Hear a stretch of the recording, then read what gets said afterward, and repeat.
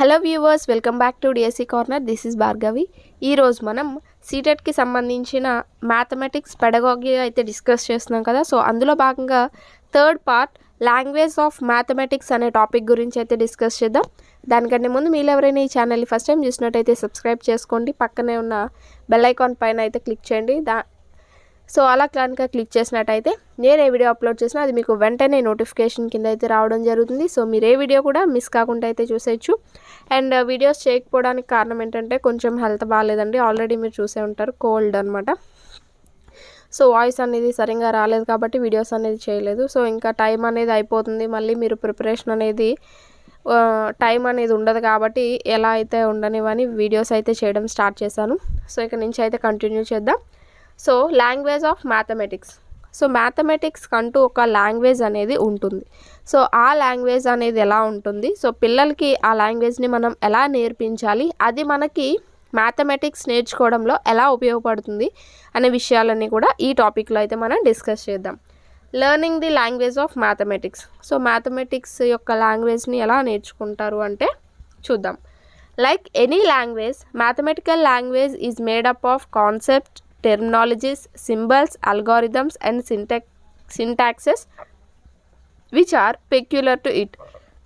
So ప్రతి language అంటే ప్రతి భాష తీసుకున్నట్టయితే దానికంటూ సెపరేట్గా కొన్ని స్పెసిఫికేషన్స్ అనేవి ఉంటూ ఉంటాయి.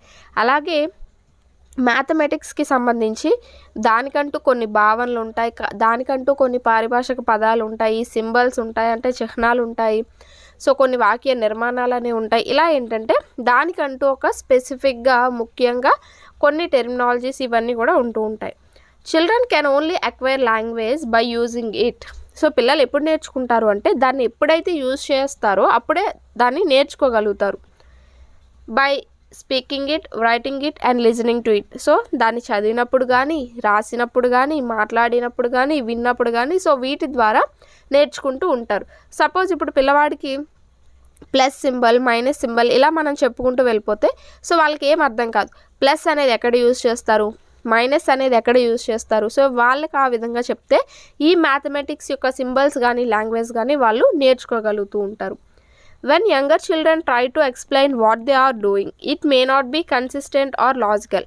సో ఇప్పుడు ఎవరైతే స్టార్టింగ్ ప్రైమరీ స్టేజ్లో ఉన్న పిల్లవాళ్ళు ఉంటారో వాళ్ళు ఏదైతే వాళ్ళు చేస్తున్నారో దాన్ని వాళ్ళు క్లియర్గా ఎక్స్ప్లెయిన్ చేయలేకపోతారు అనమాట. అంటే వాళ్ళకి ఆ టెర్మినాలజీ కానీ ఏదైనా కానీ అంత తార్కికంగా వాళ్ళు ఎక్స్ప్లెయిన్ అయితే చేయలేరు.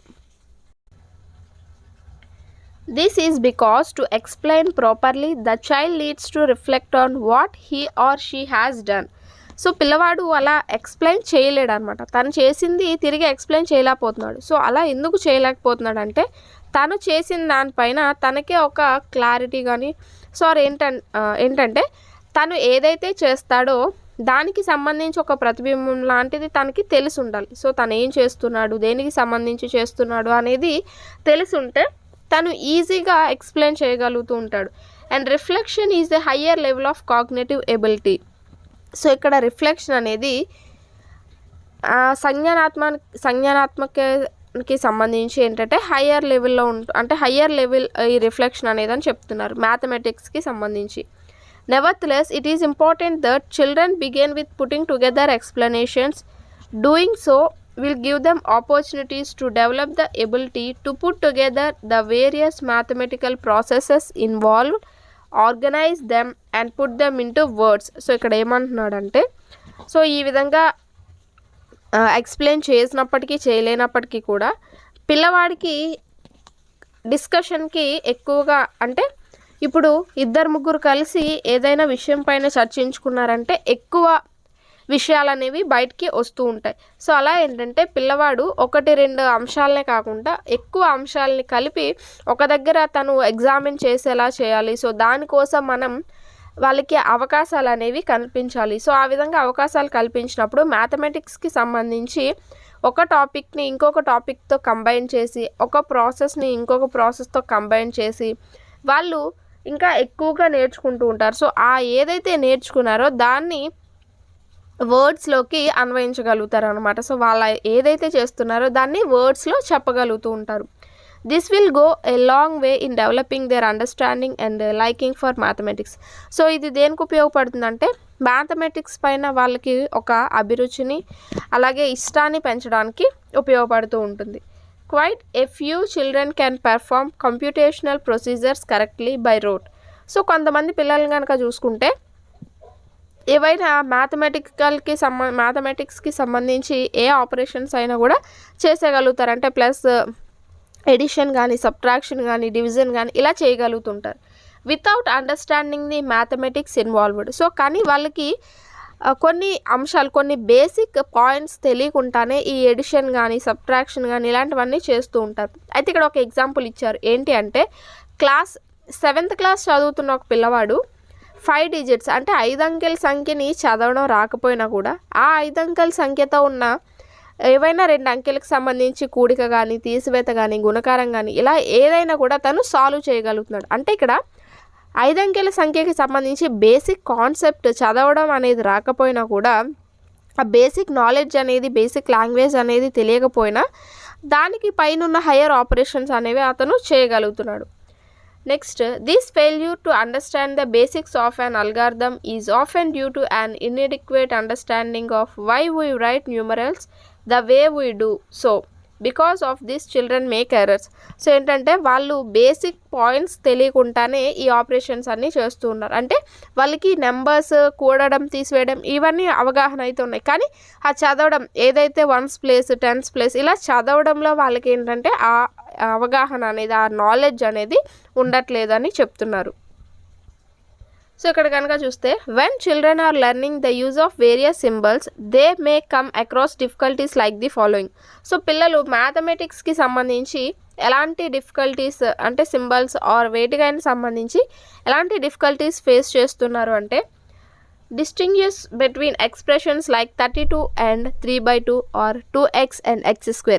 సో 32కి 3/2కి డిఫరెన్స్ తెలుసుకోలేకపోవడం, 2xకి x² డిఫరెన్స్ తెలుసుకోలేకపోవడం ఇలాంటి ఇబ్బందులు పడుతూ ఉన్నారు.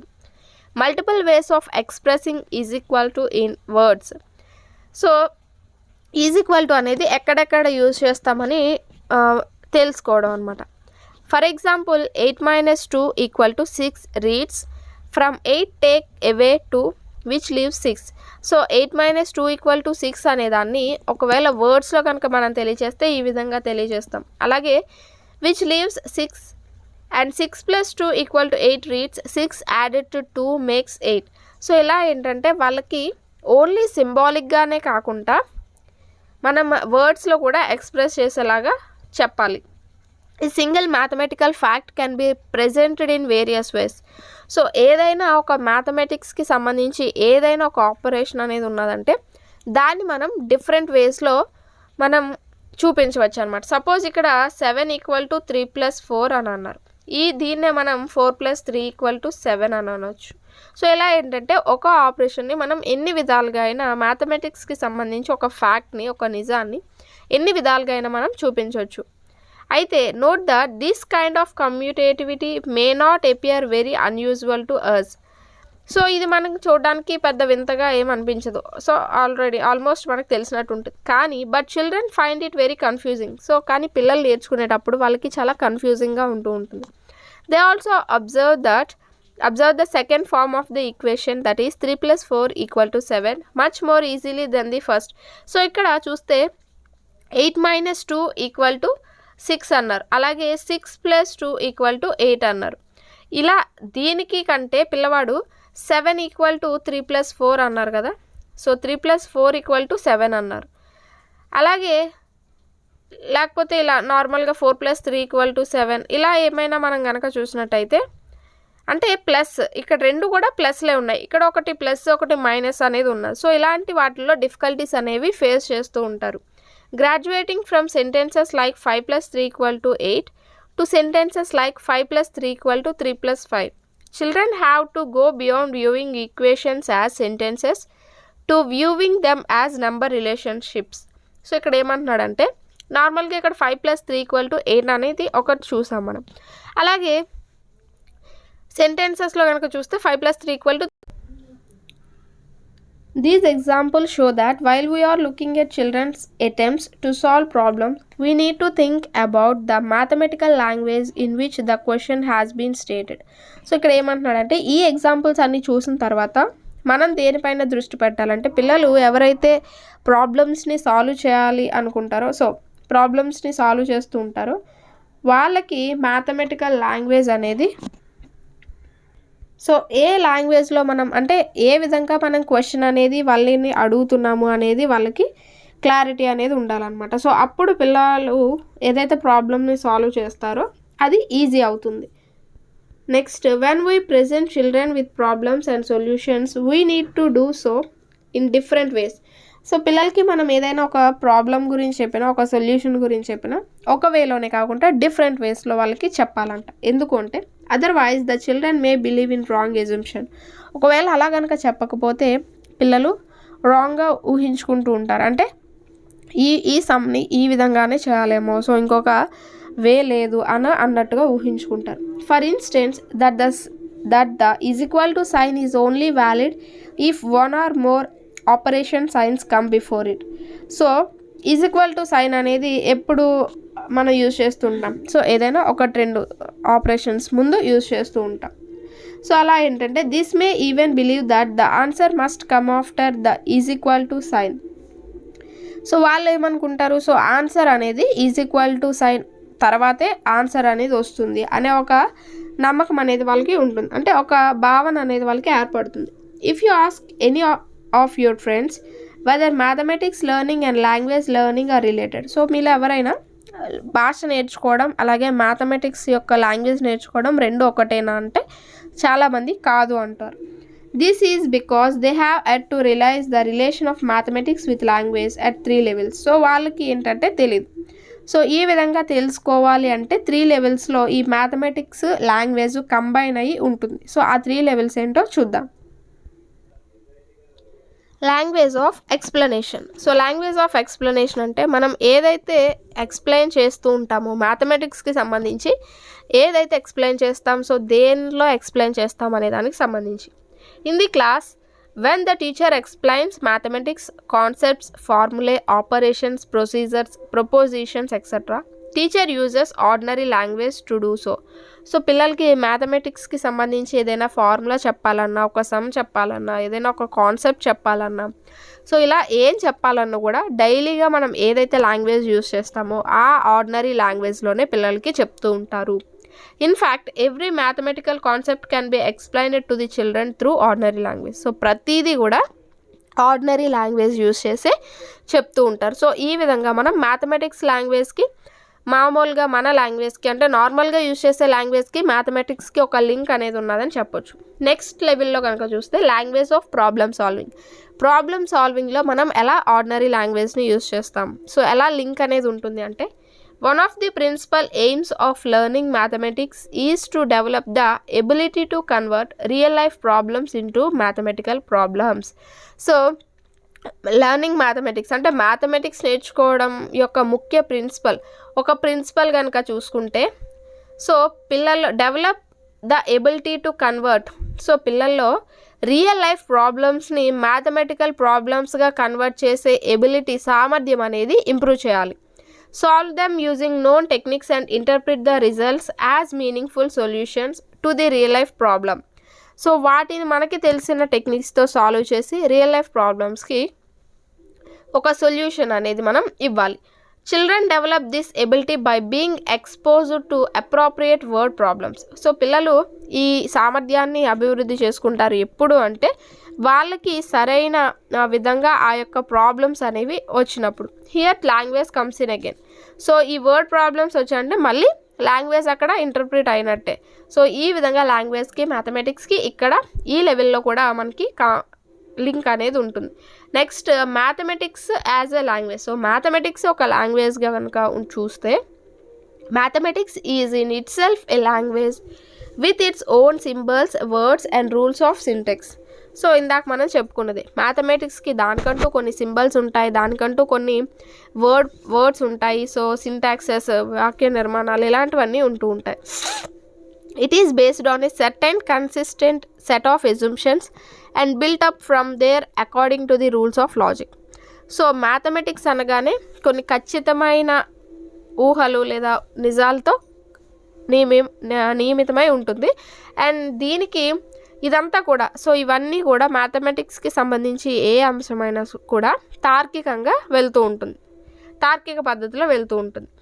The understanding and application of such logic necessary for developing mathematical thought.